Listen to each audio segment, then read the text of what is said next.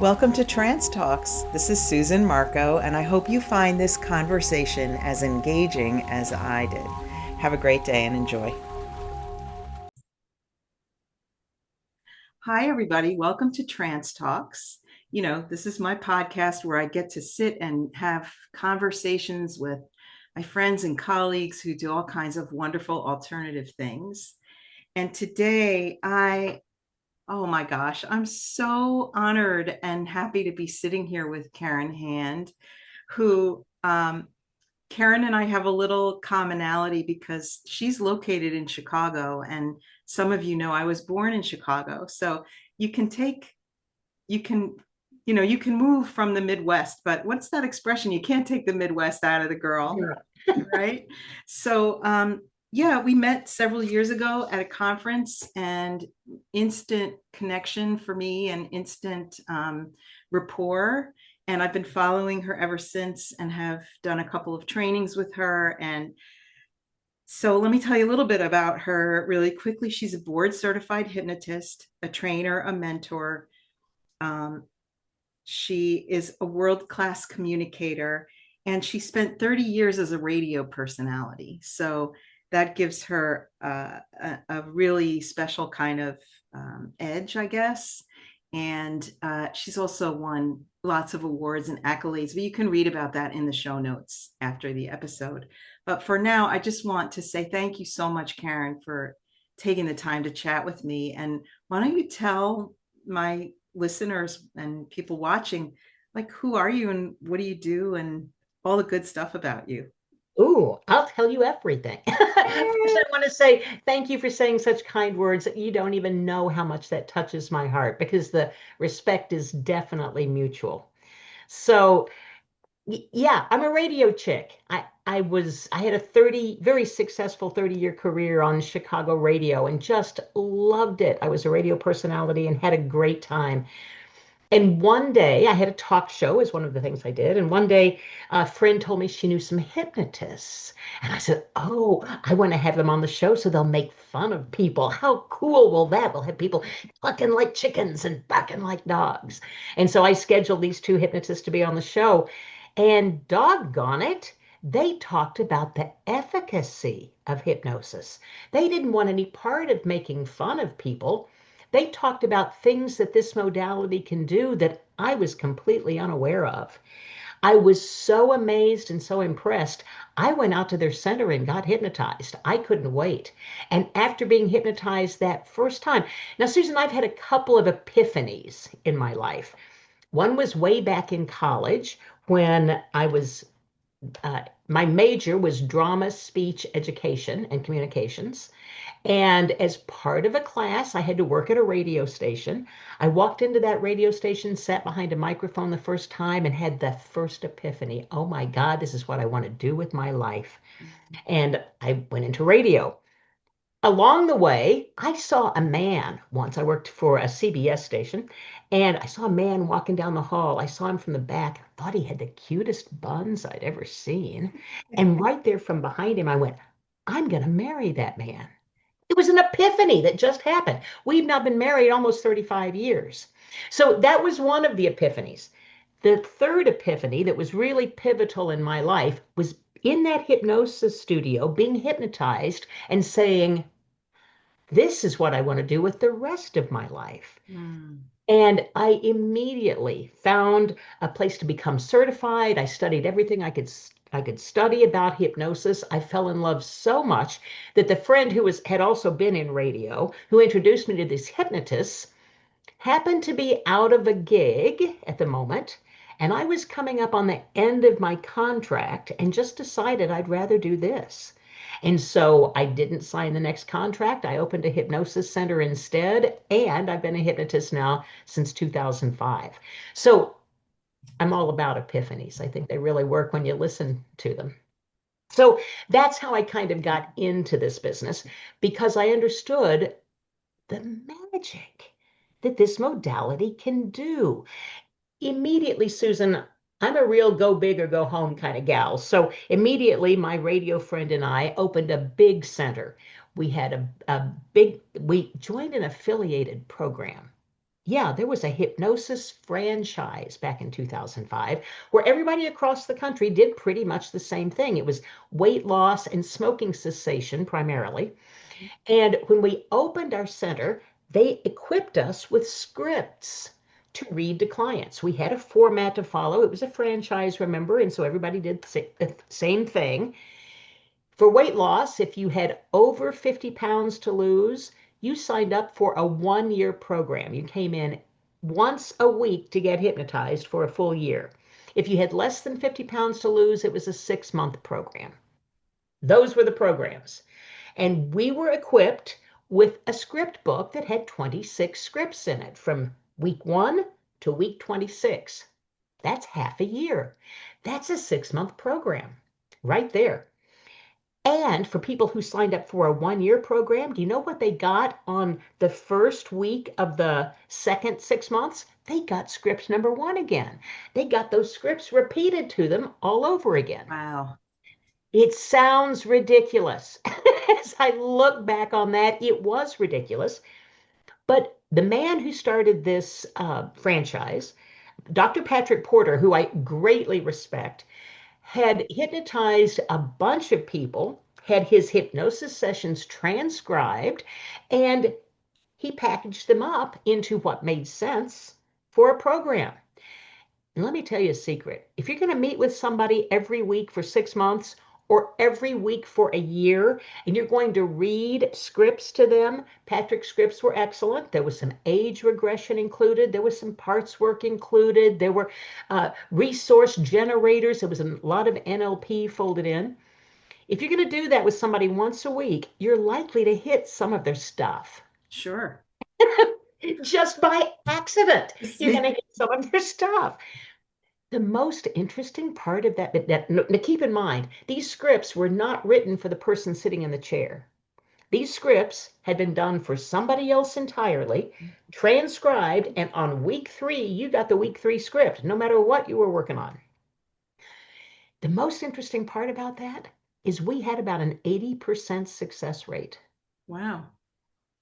About 80%, it was really about 78.9. I like to round up. We had about an 80% success rate. People who actually lost the weight they intended to lose, or a smoking program at that time was 9 weeks. Over the course of 9 weeks, even more than 80% of our smokers quit smoking. Today, 20 years later, I would no more work with a smoker for 9 weeks. Well, I guess if it took that long, I would, but it doesn't take that long. Right. Boy, we had an incredible amount of success reading words to people. Now, my business partner and I, when we went into business, we figured we could do this really well because we were the best script readers we knew, right? And so we were really having a great time and having lots of success. I had a tendency to worry about that 20% that didn't have success with this. And I thought, there must be more. So I went back and got a whole lot more training. I trained and trained and trained and trained. Now, in the franchise business, we did 1 hour session, 50-minute sessions actually. In our clinic, we had 7 offices. We employed 5 hypnotists besides ourselves, and we had business every hour that we were open. Wow. Clients in hand over fist. Part of what the franchise required was copious amounts of advertising. We spent in Chicago about $20,000 a month in advertising. Now that I know it sounds exorbitant, but let me back that down for just a minute. There were 5 centers in the franchise at the time, and we pooled our money. So we only spent about $5,000 a month in advertising. Okay, so that makes it a little easier. But when you do that volume of advertising, You better be busy. clients. Right. We advertised back in 2005, there were still newspapers, and we advertised in the 2 major newspapers every Sunday, full page ads. We did some radio advertising. My business partner and I were big names in the marketplace, so it was a great way to get the word out. And so we had business all the time. I had people to practice on. When I learned a new technique, I had a client in an hour that I could practice that technique on. So I was constantly practicing and upgrading my skills and doing things like that. In the franchise business, you might recognize from McDonald's, you probably don't know any McDonald's that sell pizza. It's not on the menu. So when I started offering things that wasn't on the menu, the franchise got a little snippy about it and wanted to come in and monitor everything we did. I think I knew it before that point, but boy, that's the point I learned. I am not a good rule follower. And you don't get to come into my business and tell me how I'm going to run it, even though I signed a franchise deal with you. So we spent a lot of money to divorce the franchise and do it our own way.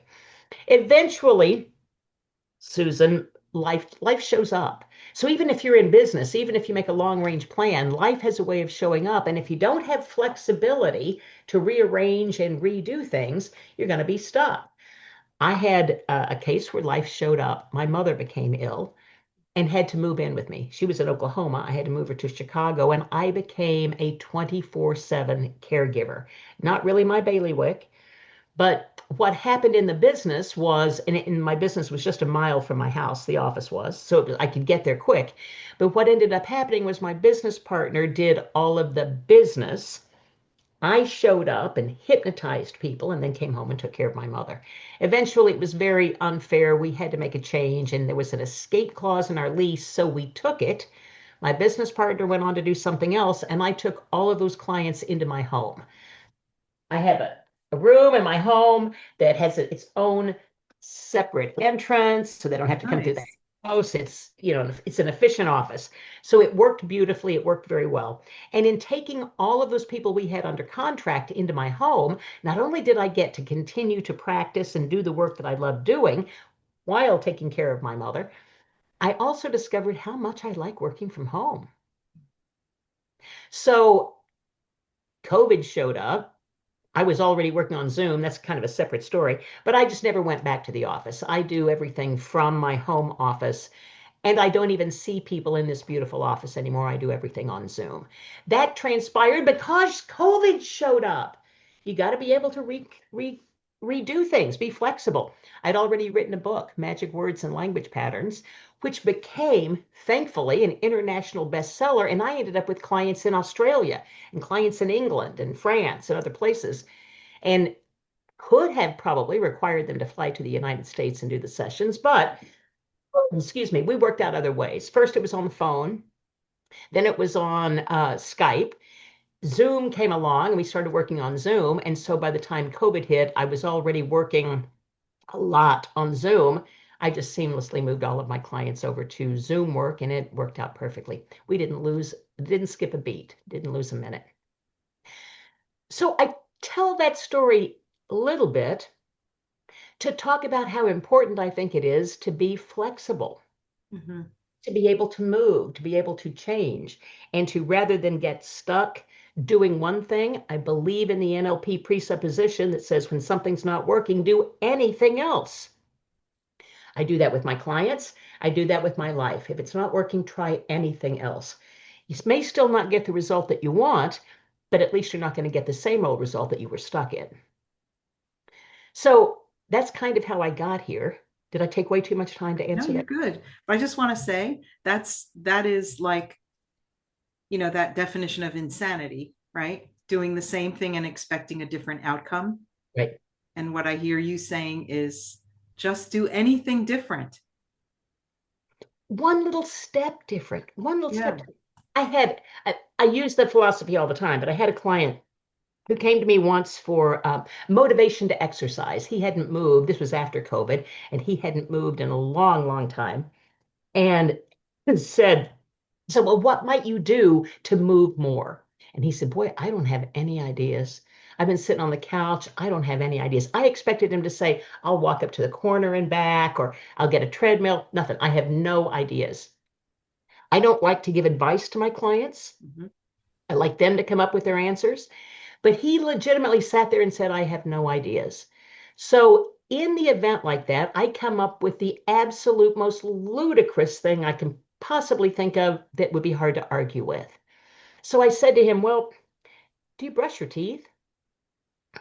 By the way, that is a break state. That broke him from the problem state because I asked him ridiculous questions. Do you Yep. brush? Yeah. Well, what do you do with your feet while you brush your teeth? And he said, nothing. I just stand there. And I said, yeah, I wonder if you could just shift your weight back and forth or even march in place just while you're brushing your teeth. I'm just curious, would you be able to do that? And he said, yeah, I could do that. And I said, well, if you do that, you'd be moving more, wouldn't you? And he said, you know what? I've got a Sonicare and it runs for 2 minutes. So that means I would be marching in place for 2 minutes. I said, yeah, and you're not doing anything else. So is that something you can do? And he said, yeah. And I said, well, where else are you not doing anything else with your feet and you could march in place? And he said, well, I have a Keurig. While my coffee's brewing, I could probably do that.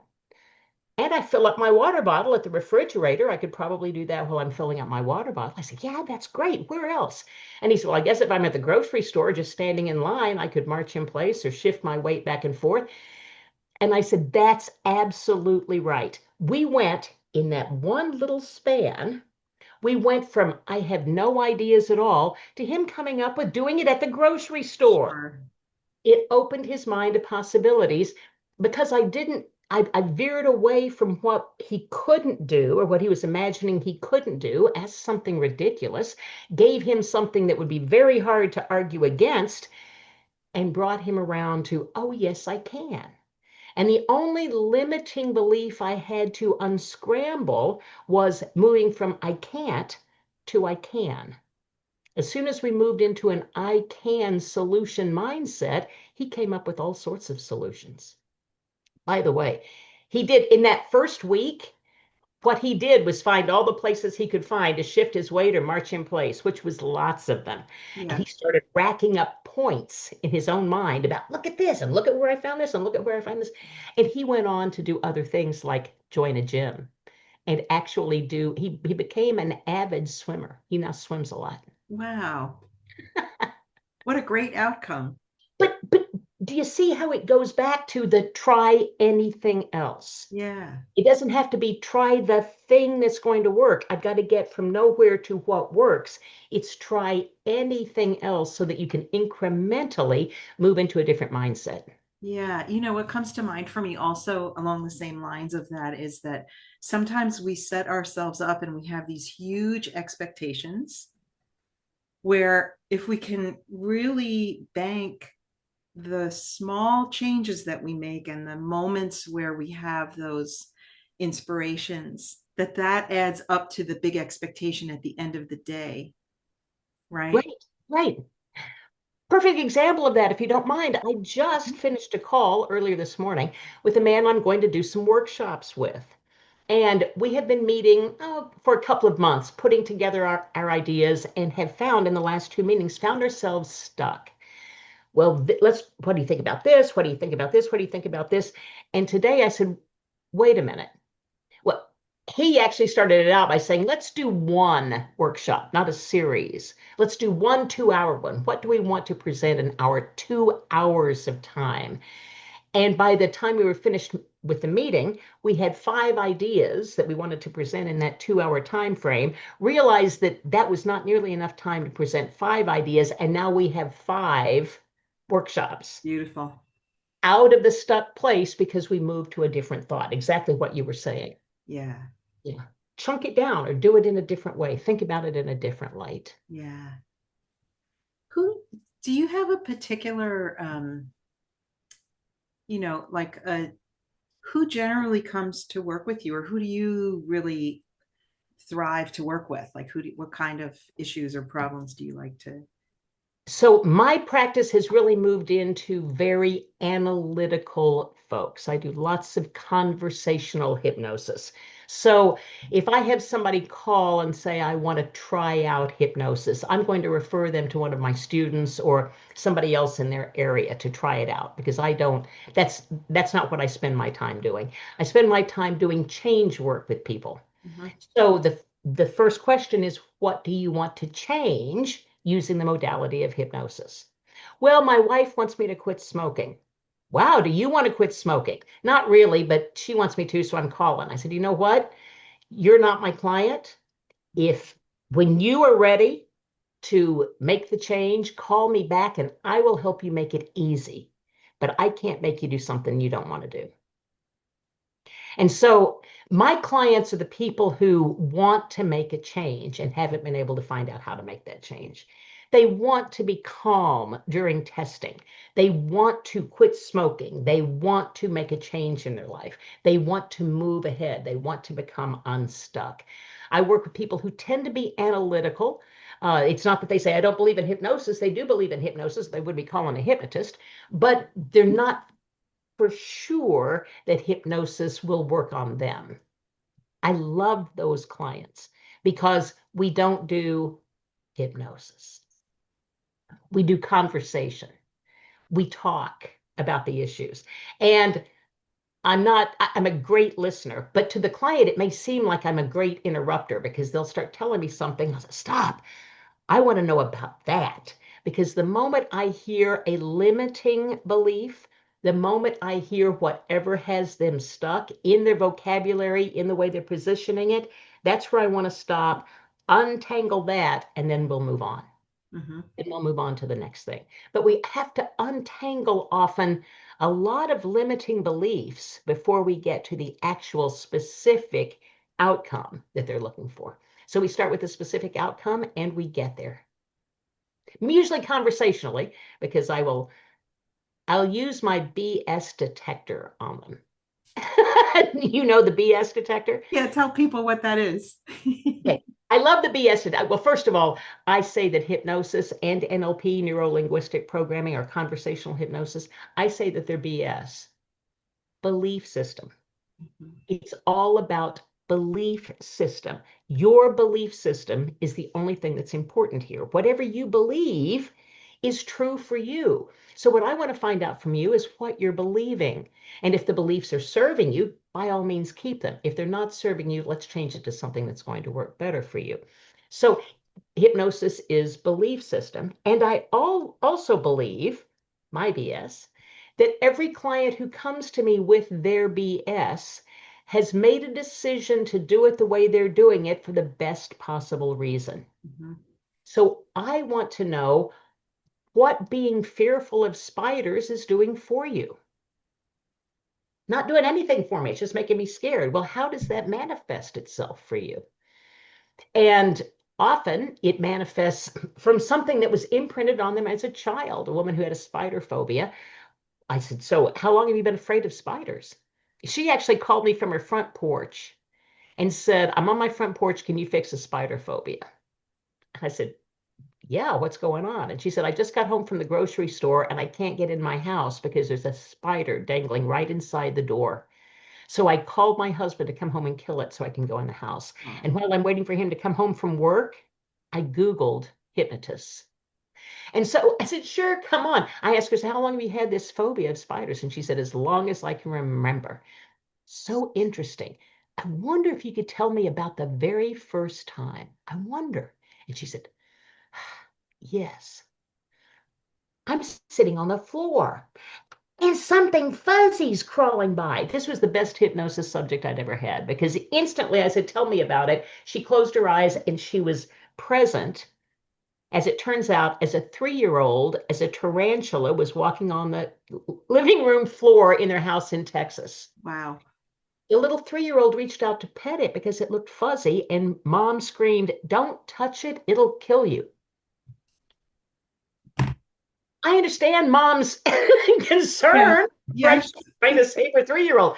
The 3-year-old downloaded the imprint that these things will kill you, generalized it out to all spiders, and knew exactly what to do. That little 3-year-old downloaded the behavior app. I'm going to avoid spiders at all cost. That's what the 3-year-old decided to do. It's the only agency she had. And then she compounded her own suggestion. The next time she saw a spider, screamed for daddy. He came and killed it, protected her. I've chosen the right action. Yeah. And so then she repeated that action for the best possible reason to save her life. Good for her, right? All the way up until the day that she realized, this is nuts. I got to have this changed. Because she was locked out of her house on the front porch. So as we looked at that, that's really all we needed for the change. At that point, she knew where it started. And this is talking a little hypnosis jargon, but we were doing age regression work. We went back to the initial sensitizing event, got the little one out of the way. I had the grown up, this is all imagination, okay? The grown up observe what's going on and tell the little one what what has transpired over the years from 3 until now. She's grown up, she's big, she's an adult, she's responsible. And I said, are there other ways that she could deal with spiders now that she's a full grown adult woman? And she told that little one, yeah, you can kill them. You can hit them with a fly swatter. You can hit them with a magazine. You can step on them. You can kill them and they won't hurt you. I'm a pacifist. I don't kill things, but I don't give advice to my clients. So I couldn't tell this little one, you can kill them from now on, because I wouldn't tell her that. I would say, you can put a piece of paper under it and relocate them outside. Yeah. That's the way I do it. But her adult self had the answer. She gave it to her. A couple of weeks later, that woman texted me and said there was a spider in the shower when she was showering in the morning, crawling down the tile. And she said she killed it with her bare hands and laughed as it circled the drain and went down the drain. Wow. So I consider that a great success. I also consider it a little bit of a risky story because I don't want people to think that hypnosis creates homicidal maniacs.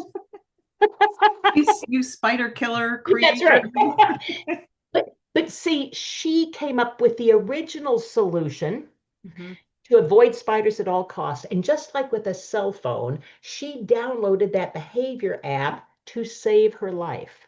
The leverage was to save her life. And it worked for her all these years. When she was grown up and needed a change, she was just stuck in the behavior pattern, because just like on your cell phone, if you don't delete and out with an app that is not working properly, if you don't delete it, it just runs in the background. Sure. What her spider phobia behavior app was doing, just running in the background, ready to jump out at any time she needed it. So we rewrote the app, metaphorically speaking, in hypnosis, with her grown-up self giving her better solutions to the plan, or a different solution to the plan. This solution is working for her now. And she discovered it. That's how I work with my clients. Yeah. They discover the answer that's going to work better for them because they already know. They already know. They already know. Yeah. They just don't know the road to get there. And there was one other little point that I don't want to pass over. She didn't chastise the little one for making that decision. She told her how brilliant she was, how wonderful she was, how exceptional that decision was, because it saved her for 40 years from death by spider. Yeah. But now there's a different way to do it. Now that we're grown up, we've got new information and we can act on that new information. And I completely believe, Maya Angelou, when we have better information, we do better. Do better. Yeah, that's right. Love that. Can I ask you one more question? What would you say is the number one, or like the key to success for your clients? The key to success for hypnosis, or the key to success for my clients? Yes. The key to them finding their intended outcome is that Sure. moving from the problem state to the solution state. Yeah. Moving from the I can't to I can. People don't call me. My friends call me all the time and tell me how happy they are. But clients don't call and pay my fees to be happier, or that's what they want, is to be happier. But if they're having a happy life, they don't call for a change. My clients who call for a change and they want a change, they want to move from what they chose as a program to work to something that will work better. And so I love to instruct them that you've done everything in your life for the best possible reason. As soon as you know that everything that you've done has been for the best possible reason, you can forgive that, and we'll go find something that might work better for you at this point. And we just changed that one little app or behavior that is upsetting the apple cart. Once that's changed, it generalizes out to many, many, many other things. So the key to their success, I believe, Susan, is to move from that I'm stuck to I'm not stuck. I can't, I can. Yeah. Well, I absolutely love that. And, we could go down a million rabbit holes here. We could. But well, maybe we'll do a part two. I Uh, love talking to you, so I'm over anytime. yeah, I love talking to you too. And I always learn so much from our conversations. Um, and so if somebody wanted to contact you, what would be the best way for them to reach out? Okay, so I've made it as easy as I can. My name is Karen. My last name is Hand, Hand. So you can reach me at Karenhand.com, or you can go to karenhand.com. That's my website, or you can text me. Texting is by far the best and easiest way to get to me, Yeah. 312-315-2100, or it's there on my website. Fantastic. And I'll also put that in the show notes for people. So if someone feels so inclined and they want to reach out to you, I hope they do. By all means, if you want to make a change, let's see if we're the right fit. Oh, go ahead. Susan might be the right fit too. Yeah. None of us are the perfect hypnotist for everybody. So my advice to you, if you're looking for a hypnotist, find someone that resonates with your BS so Mhm. that you can go to the same goal. Thank you. I was just going to say the same thing. And also that, in our profession, I really love that there is almost no competition. It's so interesting that you say that because coming from a radio field, which is all competition, Yep. the first couple of years in this business, I had a wonderful mentor, Larry Garrett, who is still in Chicago. Larry would say to me, "There's no competition in this business." And I looked at him like he was nuts. I'm having lunch with Larry tomorrow, by the way. He's not nuts. And it took me a couple of years to understand what that means. We don't have any competition in our business because I don't do it exactly the way Susan does it. She doesn't do it exactly the way I do it. She may have a more spiritual bent. I have a more analytical bent. The point is, you find the person who resonates with you. And when you find that resonance, magic happens. Exactly. Hypnosis isn't magic. It says right on my website, hypnosis is not voodoo. Hypnosis is not magic. Hypnosis is not voodoo. Hypnosis is you do. Let me help you make it easy. I love that. I think we can end on that. Okay. Beautiful. Thank you so much for taking the time to come and chat. Thank you for having me, Susan. You know I love you. I love you too.